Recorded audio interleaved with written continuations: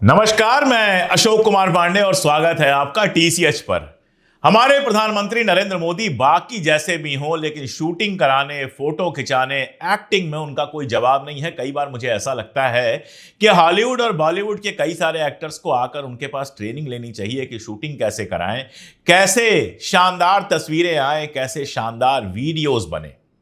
वैसे तो दावा किया जाता है कि प्रधानमंत्री कभी छुट्टी नहीं लेते, 365 दिन काम करते हैं, लेकिन जो वो पिकनिक मनाते हुए दिखते हैं, चुनाव प्रचार करते हुए दिखते हैं, वो सब काम है कि छुट्टी है, ये आपको ही फैसला करना है। वैसे ये भी बता दूं कि प्रधानमंत्री तो छोड़िए, आपके वार्ड का पार्षद भी छुट्टी नहीं ले सकता, क्योंकि छुट्टी का प्रावधान उसके यहां है ही नहीं। वो किसी से छुट्टी मांग ही नहीं सकता है। उसके यहां उसको छुट्टी लेने की जरूरत नहीं है। वो घूमे फिरे, आराम करे, दिन भर घर में बैठा रहे, फिर भी उसका काम चलता रहता है। छुट्टी तो बेचारे कर्मचारी लेते हैं, और ज्यादा छुट्टी लेने पर जिनकी तनख्वाह भी कट जाती है, वो कहानी फिर कभी।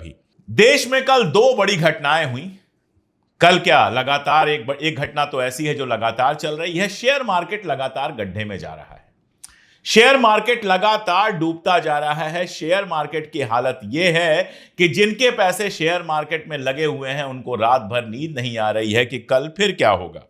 अगर केवल कल की बात करें तो ज्यों ही मार्केट खुला था, ऐसा लगा था कि मार्केट ऊपर जाएगा। सेंसेक्स 400 पॉइंट ऊपर चला गया और निफ्टी 300 पॉइंट ऊपर चला गया था, लेकिन उसके तुरंत बाद आधे घंटे से भी कम समय में सेंसेक्स 300 से ज्यादा पॉइंट गिर गया और निफ्टी भी 95 पॉइंट गिर गया।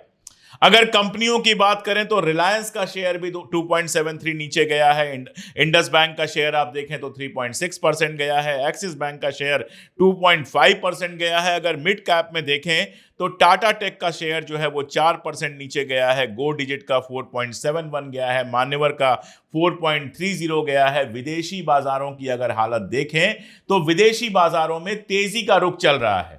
चीन और जापान के बाजार जो हैं, दोनों में तेजी का रुख है। तो ये नहीं कह सकते हैं कोई इंटरनेशनल प्रॉब्लम है, ये प्रॉब्लम शुद्ध देशी है। 2 दिन पहले की खबर आपने पढ़ी ही होगी कि फॉरेन इन्वेस्टर, जो विदेशी इन्वेस्टर हैं, उन्होंने हमारी मार्केट से 34,574 करोड़ रुपए निकाल लिए।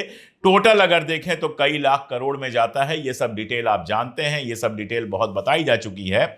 एक लाइन में शेयर मार्केट में बवाल चल रहा है। शेयर मार्केट लगातार गिर रहा है और लोगों के लाखों करोड़ रुपए डूब चुके हैं। लेकिन कल प्रधानमंत्री को शेयर की नहीं, शेर की चिंता थी। प्रधानमंत्री पहुंच गए 3 दिन के गुजरात दौरे पे। वर्ल्ड वाइल्ड लाइफ डे चल रहा था। ये वही गुजरात है जिससे सबसे ज्यादा लोग शेयर मार्केट में पैसा लगाते हैं, और उनका पैसा निश्चित रूप से डूबा होगा। लेकिन जो डूबे हुए होते हैं, जो डूब रहे होते हैं, हमारे प्रधानमंत्री कभी उनके आसपास दिखाई नहीं देते हैं। हमारे प्रधानमंत्री हमेशा सब चंगासी वाले मुद्रा में होते हैं। हमेशा शानदार और पॉजिटिव तरीके से उनकी तस्वीरें आती हैं, यह दिखाने के लिए कि सब कुछ शानदार चल रहा है। गिर के जंगलों में घूम रहे थे, शेर दिख रहे थे, फोटोग्राफी कराई जा रही थी। वैसे जब आप जाते हैं वाइल्ड लाइफ में, आप अगर टिकट लें, वाइल्ड लाइफ में घूमें, तो घंटों घूमने के बाद भी शेर अक्सर दिखाई नहीं देता। लेकिन प्रधानमंत्री महोदय जाएं और शेर ना दिखाई दें, इतने पर तो बहुतों की नौकरी चली जाएगी। तो शेर दिखाई दे रहे थे। प्रधानमंत्री जी के हाथों में शानदार कैमरा था, और प्रधानमंत्री जी को शूट करने के लिए 7-8 कैमरे तो होंगे ही। जिस समय देश में शेयर बाजार इतनी बुरी तरह से डूब रहा हो, जिस समय देश की अर्थव्यवस्था पर सवाल उठ रहा हो, वहां 365 दिन काम करने वाले प्रधानमंत्री गिर के जंगलों में एशियाटिक शेरों को देखने पहुंचे थे। अब यह कितना बड़ा काम है, इसका फैसला आप कीजिए। कहा जा रहा है कि गिर के शेरों के संरक्षण पर चर्चा हुई, वगैरह वगैरह वगैरह। वैसे यह पहली बार नहीं है। पुलवामा में हमला हुआ था, आपको याद होगा। वैसे पुलवामा के हमले के बाद अर्नब गोस्वामी जैसे लोग तो बेहद खुश थे। उनको लग रहा था कि अब तो हम निश्चित रूप से चुनाव जीत रहे हैं, भले वो बीजेपी में हो चाहे ना हो। लेकिन इंटरनल कनेक्शन इतना अच्छा है कि पुलवामा पर भी खुश हो सकते हैं। हमारे देश के जो शहीद मारे गए, उनके ऊपर भी खुश हो सकते हैं। खैर, मैं बात दूसरी कर रहा था। पुलवामा में जिस समय हमला हो रहा था, उस समय Narendra Modi ji Jim Corbett national park में थे। वहां 3 घंटे थे, उनकी फिल्म बन रही थी, और किसी कार्यक्रम पर कोई रोक नहीं लगी। ऐसा नहीं हुआ कि यह खबर सुनते ही सब कुछ छोड़ छाड़ के वो दिल्ली आ गए हों, ये चेक करने के लिए कि क्या हो रहा है। वो आराम से वहां घूमते रहे, फिल्म बनती रही, शूटिंग होती रही, उद्घाटन करते रहे और उधर पुलवामा में हमारे सैकड़ों जवान मारे गए। एक सवाल यह भी बनता है कि छोटी से छोटी चीज पर कहने वाले कि ड्रोन हमारा ये कर देगा, हमारी सुरक्षा व्यवस्था ऐसी है, हमारी जांच व्यवस्था ऐसी है, विपक्ष का जरा सा मामला हो तो वहां पहुंच जाती है ईडी, सीबीआई, पता नहीं कौन कौन। लेकिन पुलवामा में जो हमारे लोग मारे गए उसके पीछे कौन जिम्मेदार था, इसकी खबर आज तक नहीं आई। जो लोग कश्मीर गए हैं वो जानते हैं कि अगर आप अपनी गाड़ी से भी घूम रहे हैं और उन सड़कों पर चल रहे हैं तो कई कई बार आपकी गाड़ियां चेक हो जाती हैं। चप्पे चप्पे पर पुलिस और सेना आपको दिखाई देगी, बीएसएफ आपको दिखाई देगी और जबरदस्त जांच होती है। जरा सा भी शक हुआ तुरंत गाड़ी रोकी जाती है, बाहर निकाला जाता है, फ्रिस्किंग की जाती है, पूरी गाड़ी की जांच की जाती है कि कोई अपनी गाड़ी में बम बंदूक ये सब लेके ना निकल जाए। उसी कश्मीर की सड़कों पर सैकड़ों टन विस्फोटक लेकर कारें चल रही थीं जो टकराई उन ट्रकों से जिनमें हमारे सिपाही जा रहे थे और उनकी कोई जांच नहीं हुई और पुलवामा में हमारे लोग मारे गए। मोदी जी आराम से जिम कॉर्बेट नेशनल पार्क में शूटिंग करा रहे थे। कोविड के टाइम जब सब लोग मर रहे थे, कोविड के टाइम जब बुरा हाल था देश का, कोई ऐसा परिवार नहीं बचा होगा जिस परिवार में या परिवार के रिश्तेदारी में किसी ना किसी की मौत ना हुई हो कोविड से। उस समय हमारे प्रधानमंत्री महोदय जो हैं वो मोर को दाना खिला रहे थे। क्या जबरदस्त शूटिंग हुई थी, एक्सरसाइज कर रहे थे, मोर को दाना खिला रहे थे, लैपटॉप खुला हुआ था, किताब पलटी हुई थी, मतलब कमाल की फोटोग्राफी हो रही थी उस समय, जिस समय देश में घर घर में क्रंदन मचा हुआ था, जिस समय हालत यह थी कि आपके यहां कोई मर जाए तो उसकी अंतिम क्रिया करना भी आसान काम नहीं था, कफन दफन करना भी आसान काम नहीं था। उस समय प्रधानमंत्री जी मोर को दाना चुगा रहे थे और आपसे कह रहे थे कि थाली बजाइए, दीपक जलाइए। 8 नवंबर याद होगा आपको, 8 नवंबर को नोटबंदी का ऐलान हुआ था और मोदी जी देश के अंदर नहीं थे, देश के बाहर थे, जापान में थे। वहां से उन्होंने भाषण दिया था, आपको याद होगा, कि बेटी की शादी है, घर में शादी है और पैसे नहीं हैं, और उस पर खुश हो रहे थे। सोचिएगा कौन सा ऐसा प्रधानमंत्री होगा, कौन सा ऐसा घर का मुखिया होगा जो कहते तो ये हैं कि पूरा देश हमारा परिवार है, लेकिन डिग्री दिखाने की बात आती है तो कहा जाता है अनजानों को नहीं दिखाया जाएगा। और जो देश उनका परिवार है उस देश में हजारों लड़कियों की शादियां होनी थी और उनके बापों के पास पैसा नहीं था और उस परिवार का मुखिया मुस्कुरा रहा था, खुश हो ये हमारे प्रधानमंत्री मोदी जी हैं और उनका परिवार है और ये है परिवार के लिए उनकी चिंता। मणिपुर की हिंसा की तो बात ही करने की जरूरत नहीं है, मणिपुर तो उनकी जबान पर नहीं आता है। सिर्फ इतना याद दिला दूं कि जिस समय मणिपुर में हिंसा की शुरुआत हो रही थी, जिस समय शुरुआती घटनाएं मणिपुर से आ रही थी, रिपोर्टिंग्स आ रही थी, उस समय हमारे मोदी जी कहां थे, जरा याद कीजिए। जी, हमारे मोदी जी कर्नाटक में चुनाव प्रचार कर रहे थे, कर्नाटक में चुनाव प्रचार कर रहे थे, मणिपुर में हिंसा चल रही थी। खैर, कर्नाटक का चुनाव तो पूरा हो गया, मोदी जी हार भी गए, वहां पर भारतीय जनता पार्टी हार भी गई, लेकिन मणिपुर जाने की उनको फुर्सत नहीं मिली। सारी दुनिया घूमते रहे, फिरते रहे, फोटो खिंचाते रहे, यहां तक कि अभी फरवरी मार्च में असम, त्रिपुरा और अरुणाचल प्रदेश का दौरा भी किया, लेकिन मणिपुर नहीं गए, गए ही नहीं मणिपुर। वो मणिपुर जो 2 साल से जल रहा है, वो मणिपुर जहां से ऐसी ऐसी खबरें आई हैं कि किसी की रूह कांप जाए, उस मणिपुर हमारे प्रधानमंत्री महोदय का पैर तक नहीं पड़ा। 5 राज्यों में विधानसभा चुनाव हुए, अगल बगल सारे राज्यों में गए, लेकिन मिजोरम नहीं गए, मणिपुर नहीं गए। क्यों नहीं गए आप जानते हैं, क्योंकि उनको पॉजिटिव न्यूज चाहिए।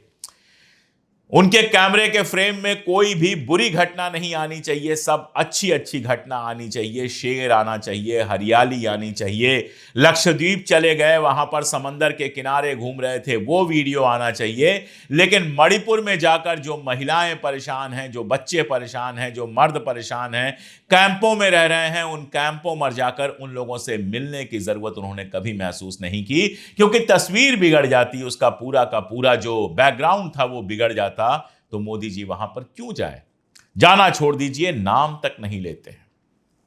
मोदी जी ने शेयर मार्केट पर एक शब्द नहीं कहा है, भारतीय जनता पार्टी का कोई नेता नहीं आ रहा है शेयर मार्केट पे बहस करने के लिए, शेयर मार्केट पे बात करने के लिए कि आखिर क्या वजह है कि शेयर मार्केट इतनी बुरी तरह से डूब रहा है। लाखों करोड़ रुपए लोगों के डूब चुके हैं और जिनके पैसे डूबे हैं वो आम लोग हैं। ज्यादातर उसमें से भारतीय जनता पार्टी के वोटर्स होंगे जो भारतीय जनता पार्टी के लिए दिन रात ट्विटर पर, सोशल मीडिया पर लड़ते रहते हैं। लेकिन आज जब उनके पैसे डूब रहे हैं तो भारतीय जनता पार्टी या उसकी सरकार या किसी नेता के पास उस पर कहने के लिए कुछ नहीं है।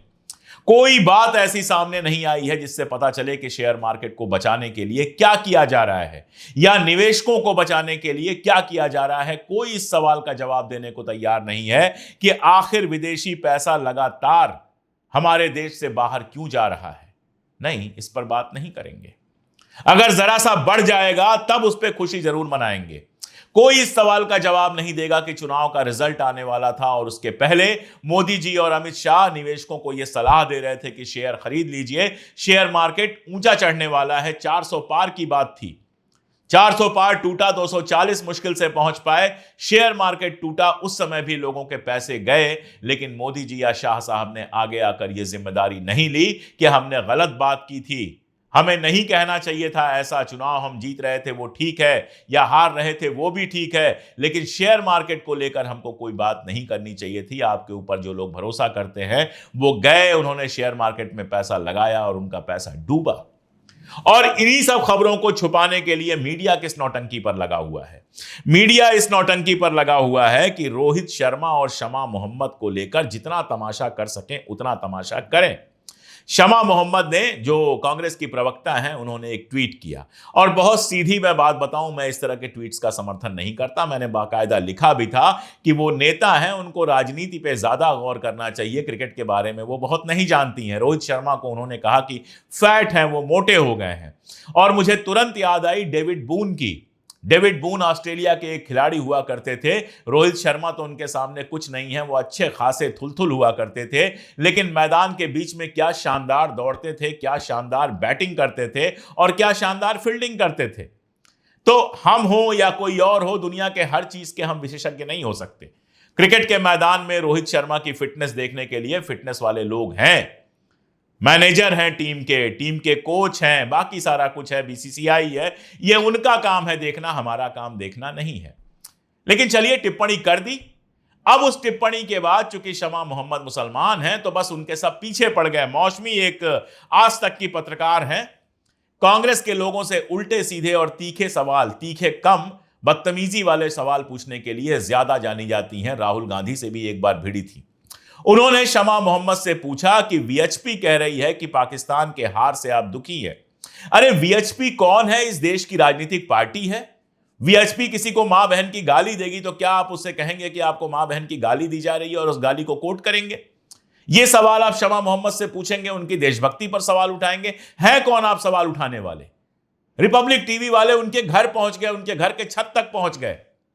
भाई, शमा मोहम्मद ने एक बयान दिया, पार्टी ने कहा यह हमारा बयान नहीं है, शमा ने उसको डिलीट कर दिया, बात खत्म हो गई।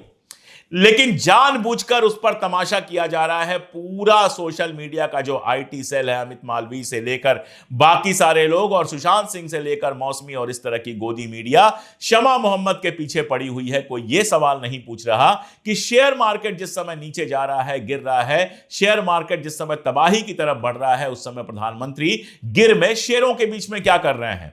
कोई यह सवाल नहीं पूछ रहा। आज तक की ही रिपोर्ट है कि 100 करोड़ लोग इस देश में ऐसे हैं, 90% की संख्या है ये, यानी इस देश में 90% लोग ऐसे हैं जो अपनी जरूरत के आगे 1 रुपया भी नहीं खर्च कर पा रहे हैं। बड़ी मुश्किल से अपनी जरूरत पूरी कर पा रहे हैं। 10% लोग सिर्फ स्पेंडिंग कर रहे हैं। कोई नहीं पूछ रहा कि ऐसी इनकम डिस्पैरिटी मोदी जी के 10 साल के राज में कैसे पैदा हुई है कि 100 करोड़ लोग जो हैं वो अपनी जरूरत के आगे कुछ खरीदने की कंडीशन में नहीं है। कोई यह सवाल नहीं पूछ रहा कि किस तरह से चुनाव आयोग काम कर रहा है कि बंगाल की 11 कॉन्स्टिट्यूएंसीज में 25,000 वोटर कार्ड ऐसे पाए गए जिस पर एक ही एपिक नंबर है। एक नंबर से एक ही एपिक नंबर है और उस नंबर से 25,000 लोगों को कार्ड जारी कर दिया गया। यह क्या खेल चल रहा है? चुनाव आयोग भी इसमें जांच कराने की बात कर रहा है। अभी तक कोई तथ्य लेकर सामने नहीं आया है। बहस तो इन सब पर होनी चाहिए थी। बहस होनी चाहिए थी कि 25,000 वोटर कार्ड कैसे एक ही एपिक पे बन गए और ये इकलौता केस है या ऐसा खेल महाराष्ट्र में, हरियाणा में, बाकी सारी जगहों पर भी किया गया है। ये सवाल तो उठा ही है कि एक एक बिल्डिंग में हजार हजार लोगों को भर दिया गया है। ये सवाल तो उठाई है कि ऐसे ऐसे लोगों को वोटर कार्ड मिला है जिनका पता गलत है, जिस पते पर मिला उस पते पर कोई रहता ही नहीं है, यानी बीएलओ जांच करने ही नहीं गया, घर बैठे बना दिया। और यह सब कुछ भाजपा के पक्ष में हो रहा है।